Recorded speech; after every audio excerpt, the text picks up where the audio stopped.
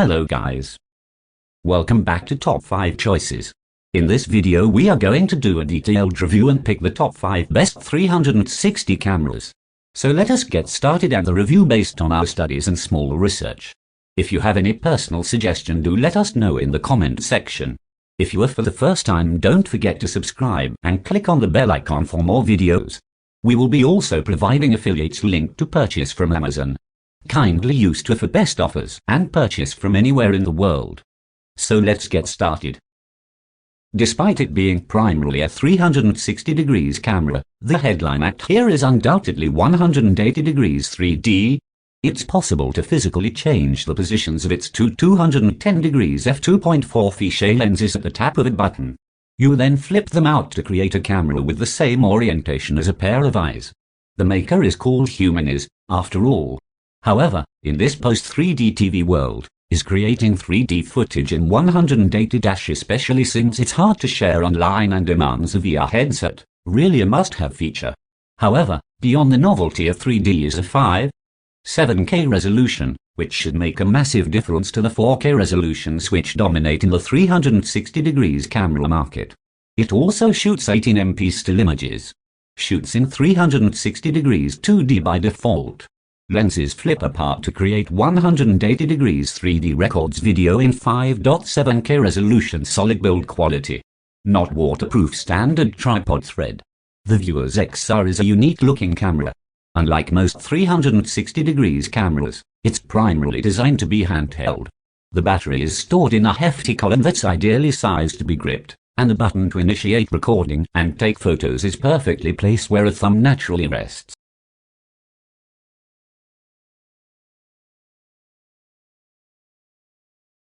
The Insta360ONE's modular system clicks together easily and is made up of a battery, a lens mod and the core module. There's a micro SD card slot and a USB-C port for charging on the side of the core module. Physical controls sit on top of the touchscreen and include a power button and a record button. All other settings are changed through the touchscreen or the app. Before you start shooting, you'll need to connect the camera to the Insta360 app, which is done through the camera's Wi-Fi. The process is fast and easy, and the app doesn't have any trouble remembering the camera between uses. Inside the app, you can view footage from the SD card, save files to your phone for easy sharing, access tutorials, change camera settings and edit footage. One neat feature, the core module can be attached in either direction, allowing you to place the screen at the back of the camera or facing forward. If you've set the Insta360ONE up on a tripod and are looking to capture video footage or a time-lapse, working through the app, rather than the tiny touchscreen, will be ideal for most users. Although the modular system feels sturdy when it's all clicked together, the CPU that powers the camera seemed to have issues from the start. Every time I turned the camera on, it struggled to recognize that the micro SD card was in the camera. Although the modular system clicks together easily and feels substantial, it quickly became clear that not all components are sturdy. Within a few days of using it, the door covering the micro SD slot and USB-C port snapped off. Without the cover, the camera had an easier time recognizing that a micro SD card was inside the camera, but the missing cover also meant the camera wasn't waterproof either. The menu system is difficult to navigate quickly. The touchscreen isn't particularly responsive, the user interface isn't intuitive, and changing settings requires a fair amount of work. However, once you've worked through the menus and configured the camera to your liking, it's simple to use. Just hit the big record button on the top to shoot stills or to start recording video. During my time with the camera, Insta360 released 2 firmware updates, so with any luck, the user experience will continue to improve. For video shooting, you'll likely want to use the Insta360 all-purpose tripod or the selfie stick. The camera includes Insta360 single-quote flow state image stabilization, and you can shoot without it and still get stable footage, but I found it more comfortable to have a grip to hold onto while shooting.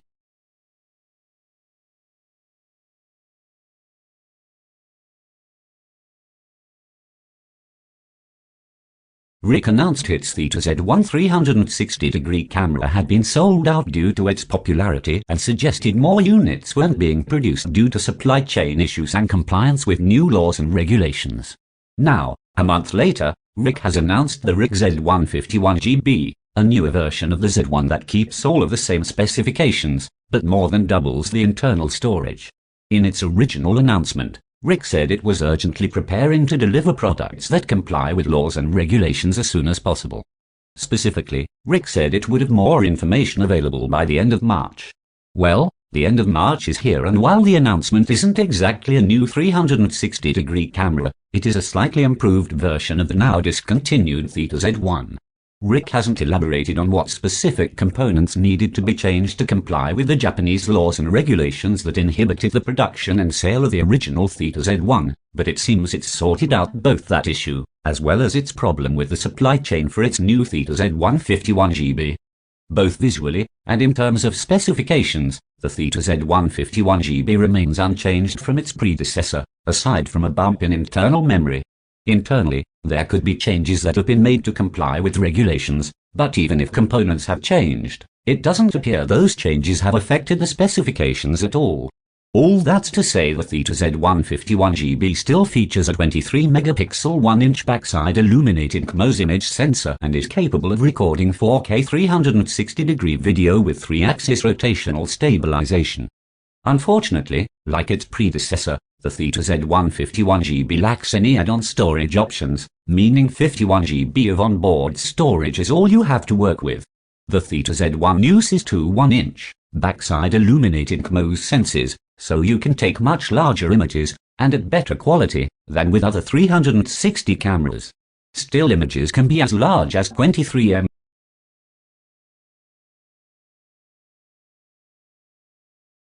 The Insta361X2 might look remarkably like its predecessor from 2018, but there have been a few important tweaks.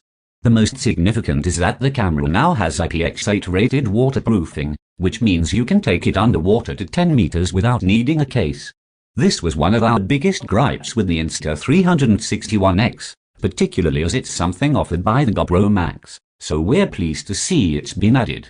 The Insta361X2 is the successor to the 2-year-old Insta361X, which currently sits at the top of our guide to the best 360 cameras. Despite the arrival of rivals like the GoPro Max and Kanda OQM8K, we found the One X offered the best blend of features, software and user-friendliness for anyone looking to play with the many video tricks offered by 360-degree cameras. These include the ability to produce dynamic flat videos where the camera swoops around your frame, plus effects like the time-stopping bullet time look seen in movies like The Matrix. So does the Insta361X2 take these to the next level.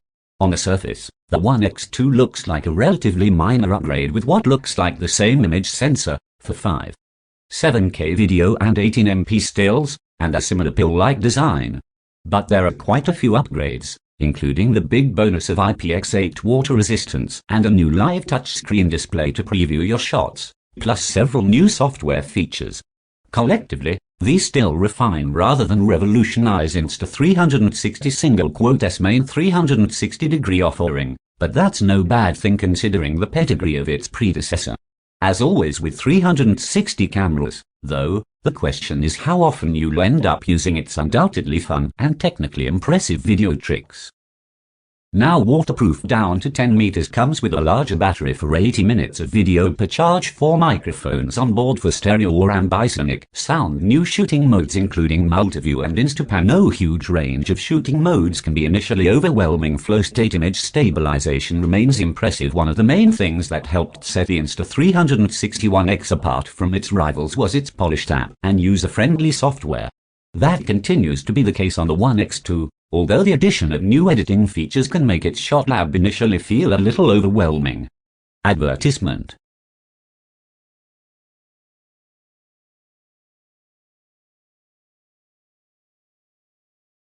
The GoPro Max has dual 180-degree lenses that shoot 16.6 megapixel 360-degree photos, 5.5 megapixel for 3 shots from just one of the cameras, and super cool 270-degree 6.2 megapixel panoramic photos called Power Panos.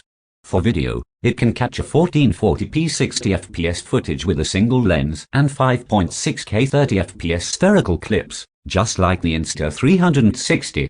There are mix on all but one side, and it shares the same satisfying rubber buttons and button layout as the Hero 8. On the bottom, it has stowable mounting prongs that allow you to mount accessories to the camera without the need for a separate housing.